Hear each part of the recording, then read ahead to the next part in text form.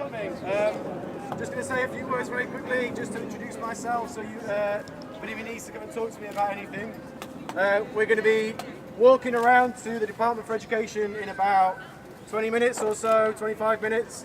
So if you can just enjoy the weather and talk to people, tell them why you're here, that'd be fantastic. Have something to eat. I'm Tim, so if anybody who's here who's come to speak, who I've spoken to before, but I haven't met yet, then can you come and talk to me, please? Thank you very much. Tim, could you tell people that we're looking for naughty and nice nominees on our naughty and nice list? Yeah, Sustainer Clause is looking for naughty and nice nominees to come and add to the scrolls. So, and the children will write them down. The kids are going to write them down, so come and make your nominate a naughty and a nice person, place, or people, company, or whatever. Great, thank you. Okay, thank you all so much for coming. Okay. Thank you.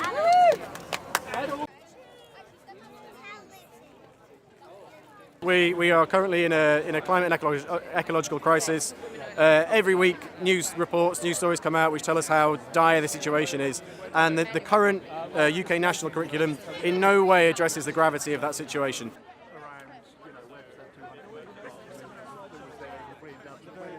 So, if a child wasn't informed by anything outside of school, they would think that the climate change is a potentially uncertain, vague, peripheral thing that may be happening somewhere down the line, and is a tiny, tiny, tiny aspect of their broader curriculum. So it in no way conveys what's really happening. My name's Ben, from Southampton. Just recently moved to London to get closer to Extinction Rebellion, and I've never been as passionate about anything in my life, so it's a good thing I moved.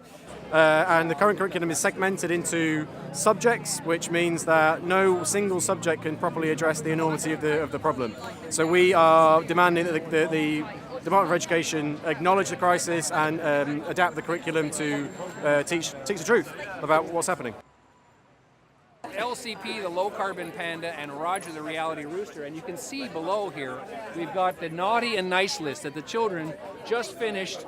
Well, they didn't finish it. It's a work in progress. But you know, we want kids to start to say, well, look, you know, there are people in the world that are being naughty, and we have to get them to change their way and get them to be nice. And all children want people to be nice. It's very important that children turn up to these things. For one, because this is what we're doing it for. You know, we're trying to set down a brighter path for the next generation. The first swarming days, there we had a lot of abuse held at us. But since more kids have got involved, I think people have seen that our cause is a lot more stronger than what they first believed. To do with giving children a voice, because it's their future. So all these adults are running around with placards and saying, you know, it's politics, politics, politics, we gotta get this party in or that party in. I wish they'd go away. I really do. I really wish they'd go away. This is for children. This is not about politics. This is about children's future, and it has almost nothing to do with these bozos in government. These bozos in government are perpetuating their own ideas, and they're ignoring the children. Really, seriously. They have children too, but they're so, I don't know of the word to be polite. You know, they're insulated. Well, they're certainly insulated, but are they insulated from reality? Come on. Or do they see what's going on around them in the country and in the world? I don't think so. So we're here because we are in the middle of a climate and ecological crisis. We are on the brink of absolute breakdown. Most of you probably know that, but a lot of people don't. We're here because we want to tell the Department for Education that the curriculum needs to address this reality.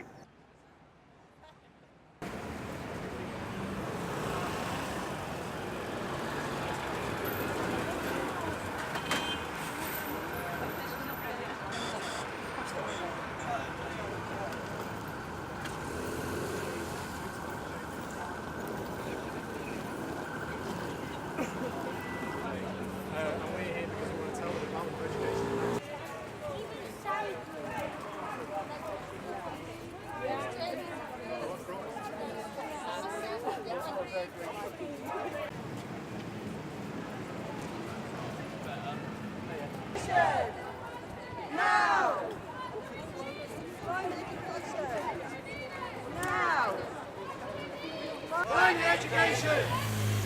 Now! What do we need? Climate education! When do we need it? Now!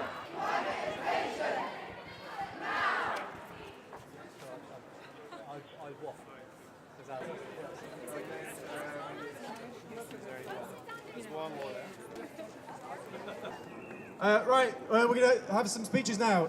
So we're going to start with Alison Green, who organised the 200 academics who wrote a letter last week in support of the Children's Youth Strike for Climate. Alison resigned her position at Arden University, in order to become a full-time activist about climate. And this is what we need to be doing. This is what everybody needs to be doing. So, myself and some of my fellow academics join you here today, and here I'm talking mainly to children and to teachers, in solidarity and support for the school strike action. And I'm here because, like you, I fear for the future. So your future, that of my own children, my future and the future of every living creature on the planet. The very future of life on Earth is itself under threat. And that is a terrifying prospect. It's terrifying for me, for the children here. I actually feel quite afraid saying those words in front of you, and I hope you're not feeling afraid as I say these things. Your bravery, you young children, is absolutely incredible. It's humbling and it's inspiring. And I think it puts those of us adults to shame, and particularly the guys behind us who are doing not very much, I'll put it politely, about the crisis. So when Richard House, Rupert Reed and I wrote the first press letter demanding that the ecological crisis be recognised, which was signed by nearly 100 academics, we were heartened by their support for the non-violent Extinction Rebellion movement, which was in its early days at that point. The school climate strike is much, much bigger, and our experience in doing the second academics letter is that this really struck a chord with people. People who wouldn't normally step forward to sign a letter came off the fence, and they willingly came forward. Even at the moment, people are still contacting me saying, can we please sign the letter? So when I wrote that recent letter, which was signed by over 200 academics, I did so because I felt compelled to, by your bravery. You inspired me. I felt I can't sit by and do nothing. If these guys are going on strike, we need to support them. We are obligated to support you. So you are young people striving at school to learn, to gain qualifications and to fulfil your own personal goals and aspirations. And you're doing all of this in good faith with the expectation that you will have a prosperous future. And it breaks my heart that for you and for my children that future is in doubt. You are trusting our government that these are reasonable and achievable aims, and they are letting you down, and they are squandering your future. They don't have the right to do that. The curriculum is not adequately preparing you, our children, for the future. And I just want to remind people who may not remember that back in 2013, under the Cameron government, they actually tried to remove climate change from the curriculum for children under 14. Now, for me, that's criminal, that they actually back then tried to take it out. You know, we need to fight to have climate change represented there, not just within the geography syllabus. It's relevant to politics, to the sciences across the board, because it is about our future. Martin Luther King has said, intelligence plus character, that is the goal of true education. And by rising up and saying enough is enough, you are collectively showing both intelligence and strength of character and far greater courage and integrity than those who claim to govern. So we will stand with you, and we will help you to rage against the dying of the light, because that is precious life itself. The future of life on Earth is at stake. Who amongst us could not be profoundly distressed by the horrific images of the starving polar bear that went viral last year? And that is just the thin end of the wedge. Many, many animals are going extinct on a daily basis, and it's completely unnecessary, and it's down to us. And that is what the threat of extinction looks like, and this is what humanity has done. And you, our children, may well learn about some animals through their death rather than through life. This is an unprecedented tragedy. For me, a huge part of the irony of it all is that we are the species, seemingly intelligent, who is knowingly bringing about the destruction of the entire global ecosystem, and we're knowingly jumping off the cliff and bringing about our own extinction. Many, many things can significantly disrupt our lives, and climate change will be one such thing, and we're seeing it happening now. And if we do not change the systems, climate change is going to do it for us. So please do not believe that we have no actions available to us, because we do. In being here today, we are taking back our power, and we will support you and enable you to do so. Thank you.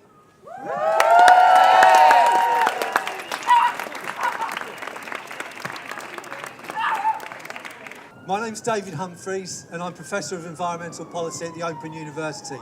We do teach the truth about climate change at the Open University. We teach about climate denial and we teach about post-neoliberal options for the future.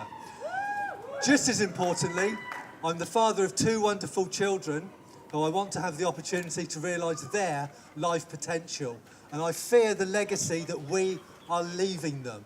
And I wonder, what will be the history of the 21st century? Of the many challenges that we face, none is as urgent as planetary heating and species extinction. This is the defining public welfare challenge of our age. No one can insulate themselves from its consequences, and the history of this century will be one of how we met this challenge. Will that history be that we knew our Earth was heating, but didn't react like Nero in Rome, fiddling while Rome burned?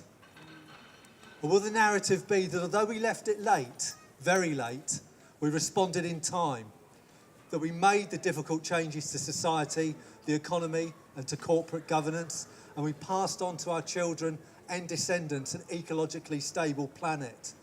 We won't write that history, but it can be written. And the choice is ours to make. We can define the narrative with the actions we take and those we do not today and over the coming months. We should look for inspiration to those involved in last week's students' climate strike, to young people of vision, courage and principle, the first transnational movement of a single generation in history, speaking indignantly and with righteous moral authority. So maximum respect to these people and everything they stand for. They inspire us all.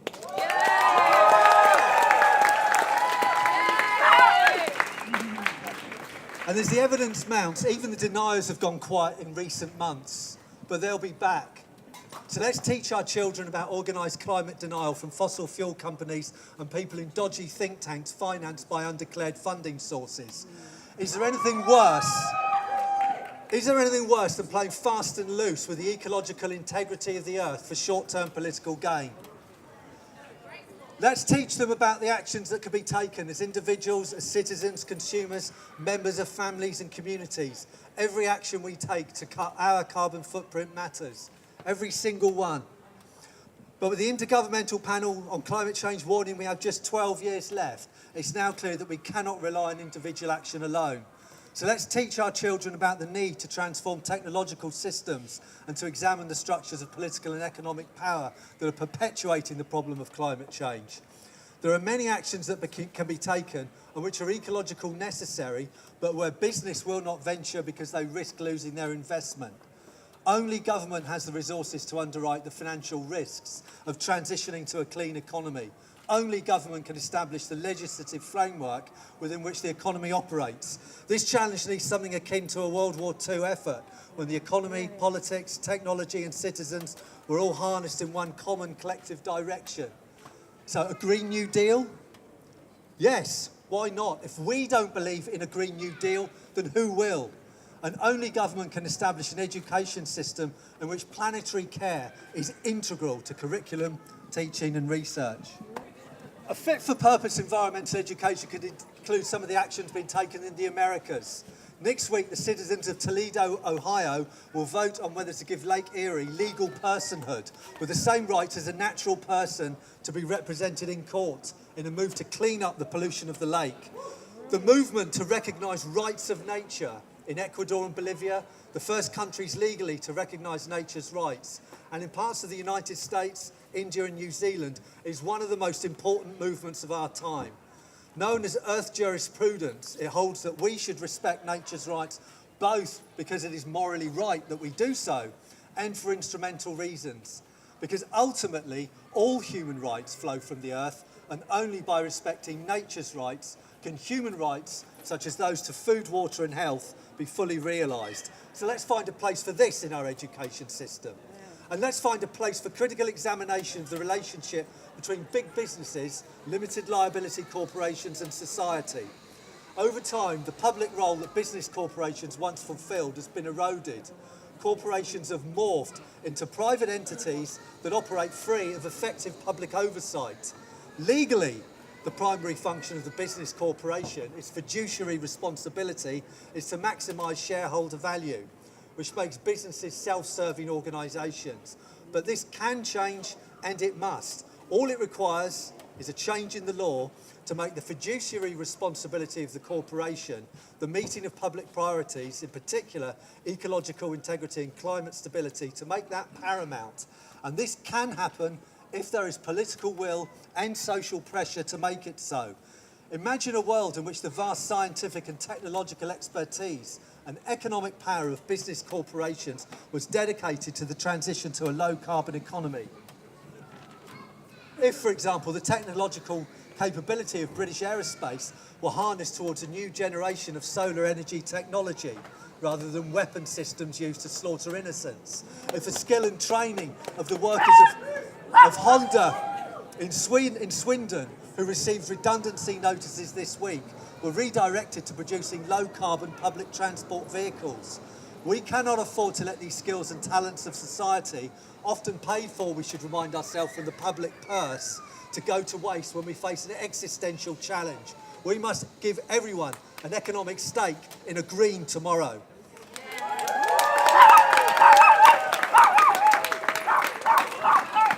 This movement and its values are far too important to fall prey to the bickering and adversarialism of old politics. We are a broad-based and inclusive movement that embraces everyone. We must be, because with time now running out, we simply cannot afford to be otherwise. And we must be, because global heating will not discriminate between people based on their political beliefs, class, or country of citizenship. And if this movement, this principled and pure movement that stands for nature and humanity, that stands for intergenerational justice, continues to grow, and if governments respond by acting in the long-term public interest of the public, as they should, and if businesses respond constructively, as they will have to, if the public sphere redefines the terms under which they operate, and if concerned citizens continue to engage and respond, then the history that will be written in the 21st century will be one that tells the story of how, just in time, we, as a civilization, managed to create an unstoppable social and political momentum that was equal to the challenge of planetary change, and left the young, and those generations still to be born, the future to which they are justly entitled. Let that be the history that they will write of the 21st century. Let that be the history that they will teach their children. Thank you.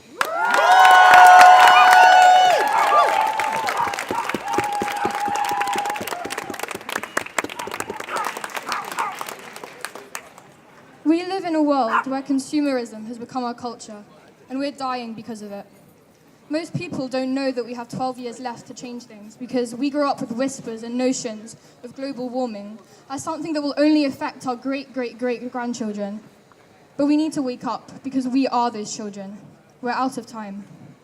We need to be learning about climate breakdown in school, in the context of the emergency that it is. So many schools don't even teach about it, and those that do don't do it in the way that we need them to. My school teaches the pros and cons of global warming, an objective view that will be the death of us. I sat in class and learned that maybe it's not so bad because we'll have warmer summers.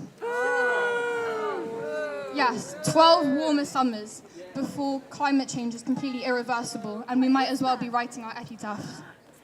Schools that simply brush upon climate breakdown contribute to this abstract notion that most people have of it. So please, we need a system change to instigate a cultural one. We need to know about the future that is coming, and we need to know so that we can make the choice to change it. I'd also like to thank all the teachers that are here and every teacher that supports this movement for their solidarity. My biology teacher and history teachers are really great when it comes to climate change, but they can't fight a curriculum and a culture that is so difficult to work around.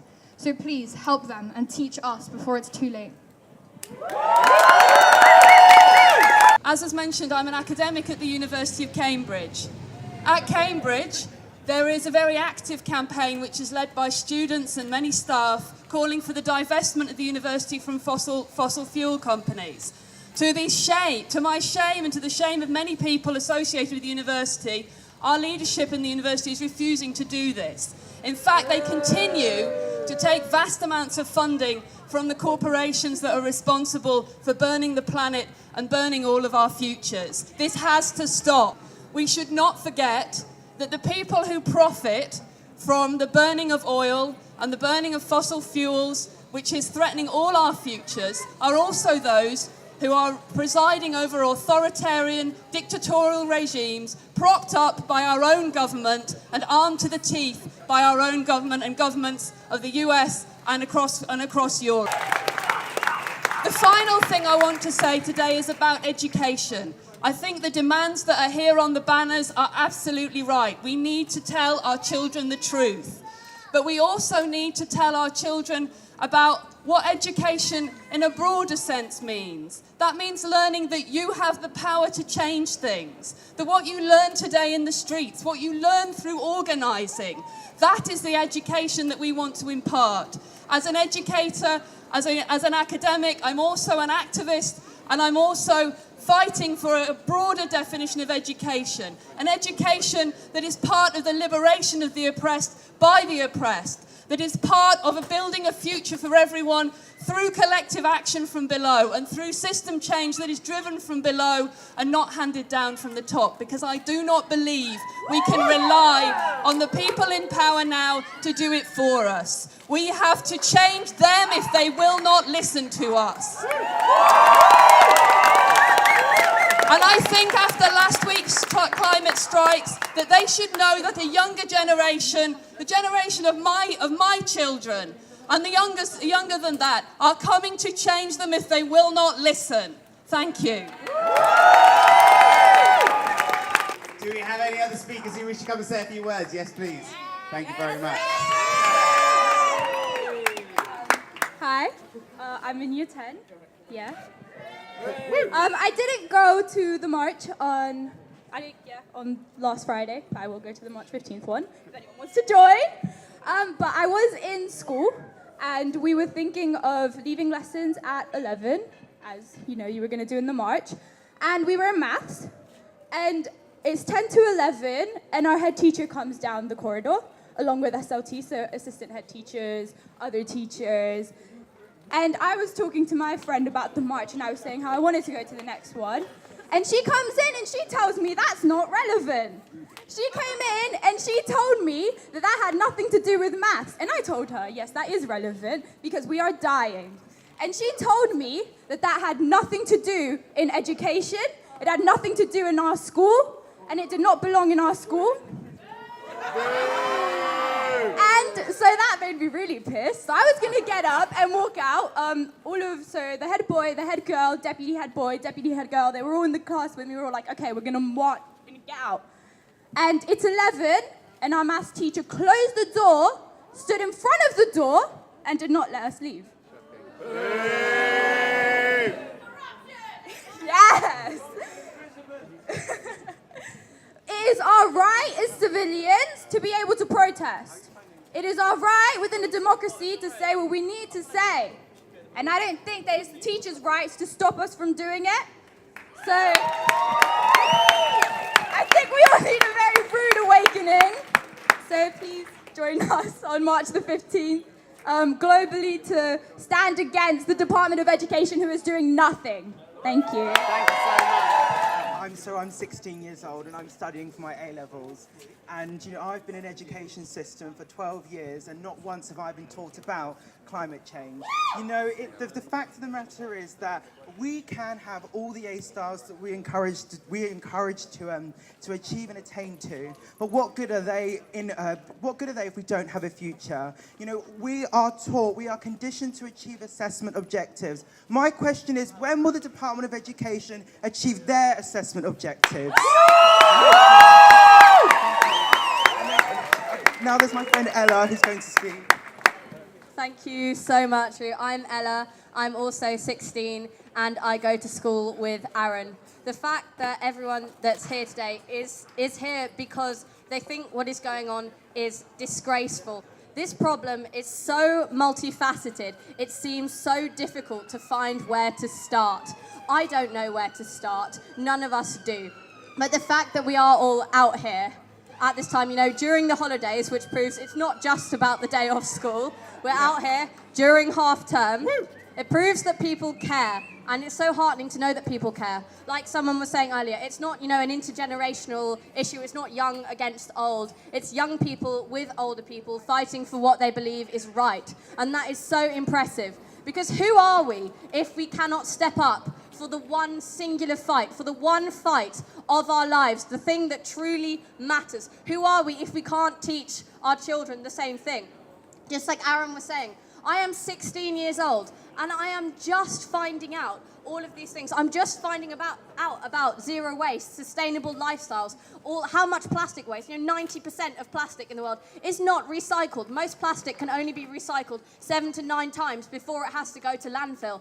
The issue here, we don't have the time for soft solutions anymore. We don't have time for tone policing. We don't have the time anymore for any of this nonsense being put up by, the things. It's not even one particular. You can't say it's your fault. It's your fault. It's everyone's fault. We made this problem and we will fix it. I believe in us and I believe in the young people. And the Department of Education must step up to the challenge. It's not the teachers who are at fault. It's not any one person. All the teachers I know are so happy to teach children about climate change, teach them what they need to do. But we don't know, and it needs to happen faster. It can't happen in 5 years, in 10 years, at the next climate summit. It needs to happen now. They need to grow up, take responsibility for what we have done to this planet. Thank you.